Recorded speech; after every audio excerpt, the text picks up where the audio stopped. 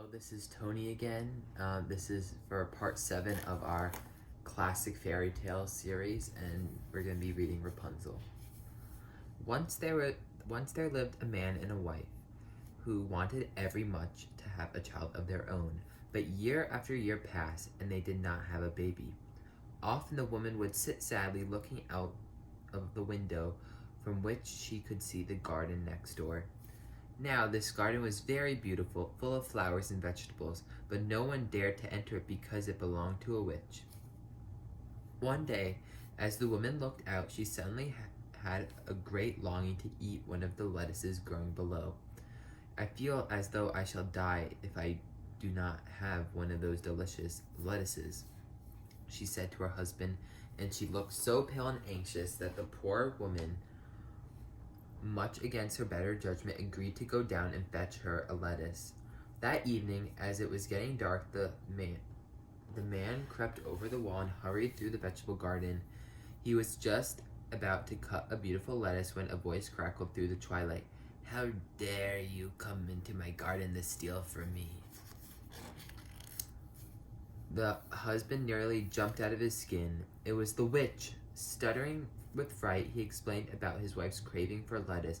"Very well," laughed the witch. "I am not an unreasonable woman. You may take a lettuce if you will give me your firstborn child in return." The man was so frightened that he would have agreed to anything. Besides, he did not think that it was very likely that he would have children now. So he mumbled his thanks, took the lettuce, and ran.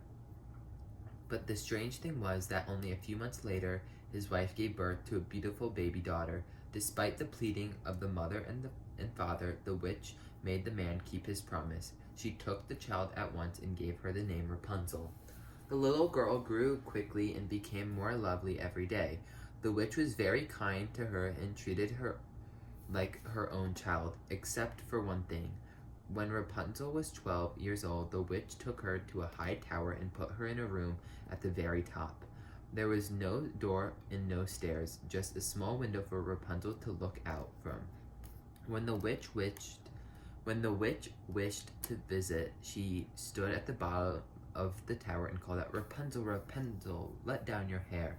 At this, the girl would lower her long braided hair from the window, and the witch would climb up. A few years later, a prince came riding past and heard a beautiful voice singing from the top of the tower. Puzzled, he hid from behind some bushes and waited to see what would happen. And of course, before long, the witch visited Rapunzel in her usual way. As soon as the witch had gone, the prince came out of hiding and called out, "Rapunzel, Rapunzel, let down your hair."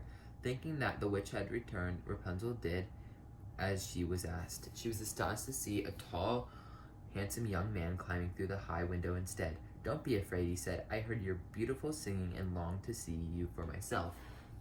Now I know that you are as lovely as your voice." The prince spoke kindly to the girl, and as she grew to know him, she grew to love him. As all went well until one day when the witch was visiting.